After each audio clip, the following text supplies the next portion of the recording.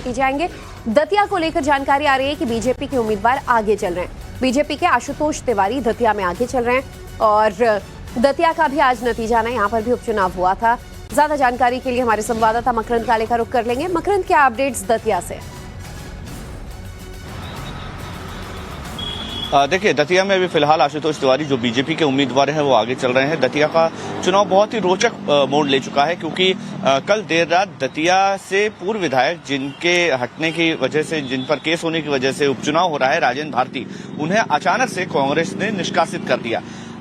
Timing को लेकर इसीलिए सवाल खड़े हो रहे हैं कि मतगणना से एक दिन पहले निष्कासन हालांकि थोड़ा सा वियर्ड है, हास्यास्पद है, लेकिन ये कार्रवाई कांग्रेस की तरफ से की गई है। बहरहाल आज की बात करूं तो अभी बैलेट माफ कीजिएगा, डाक मतपत्र अभी गिने जा रहे हैं। इसमें 909 वोट से आशुतोष तिवारी आगे चल रहे हैं।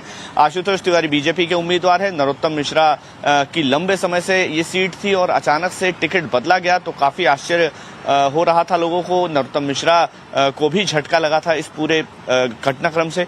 अभी फिलहाल 909 वोट से आशुतोष तिवारी आगे चल रहे हैं। घनश्याम सिंह जो कांग्रेस के उम्मीदवार हैं, वहां के राजघराने से आते हैं। सेवड़ा उनका वैसे पारंपरिक सीट रही है, लेकिन इस बार दतिया से उनको वोट दिया गया है। अच्छी छवि वाले नेता हैं।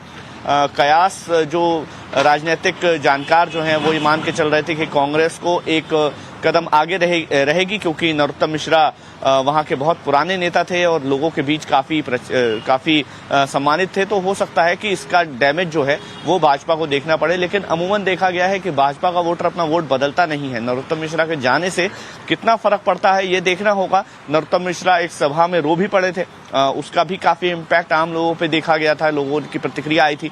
लेकिन अभी फिलहाल जो कयास लगाए जा रहे हैं वो कांग्रेस के पक्ष के हैं। जो नतीजे हमें दिख रहे हैं, जो डाक मतपत्रों के हैं, उसमें बीजेपी आगे चल रही है। तो मुकाबला काफी रोचक है और आगे जैसे जैसे दिन आगे बढ़ता जाएगा वैसे वैसे बात है। बीजेपी कांग्रेस, आप नजर बनाए रखिएगा मकरंद। जैसे जैसे दिन आगे बढ़ेगा, काउंटिंग होगी, हम अपडेट्स आपसे लेंगे। धन्यवाद। नतीजे आएंगे।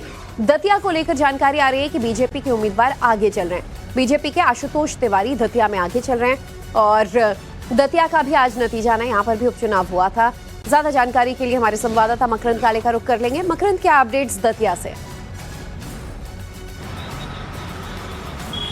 देखिए, दतिया में अभी फिलहाल आशुतोष तिवारी जो बीजेपी के उम्मीदवार हैं वो आगे चल रहे हैं। दतिया का चुनाव बहुत ही रोचक मोड़ ले चुका है क्योंकि कल देर रात दतिया से पूर्व विधायक जिनके हटने की वजह से, जिन पर केस होने की वजह से उपचुनाव हो रहा है, राजेंद्र भारती, उन्हें अचानक से कांग्रेस ने निष्कासित कर दिया।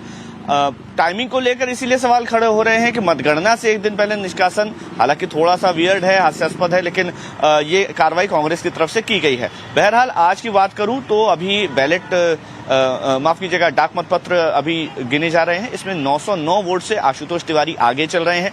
आशुतोष तिवारी बीजेपी के उम्मीदवार हैं। नरोत्तम मिश्रा की लंबे समय से ये सीट थी और अचानक से टिकट बदला गया तो काफी आश्चर्य हो रहा था लोगों को। नरोत्तम मिश्रा को भी झटका लगा था इस पूरे घटनाक्रम से।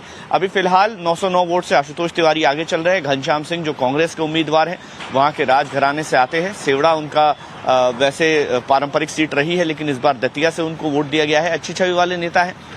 कयास जो राजनीतिक जानकार जो हैं वो ये मान के चल रहे थे कि कांग्रेस को एक कदम आगे रहेगी क्योंकि नरोत्तम मिश्रा वहां के बहुत पुराने नेता थे और लोगों के बीच काफी सम्मानित थे। तो हो सकता है कि इसका डैमेज जो है वो भाजपा को देखना पड़े, लेकिन अमूमन देखा गया है कि भाजपा का वोटर अपना वोट बदलता नहीं है। नरोत्तम मिश्रा के जाने से कितना फर्क पड़ता है ये देखना होगा। नरोत्तम मिश्रा एक सभा में रो भी पड़े थे, उसका भी काफी इम्पैक्ट आम लोगों पे देखा गया था, लोगों की प्रतिक्रिया आई थी।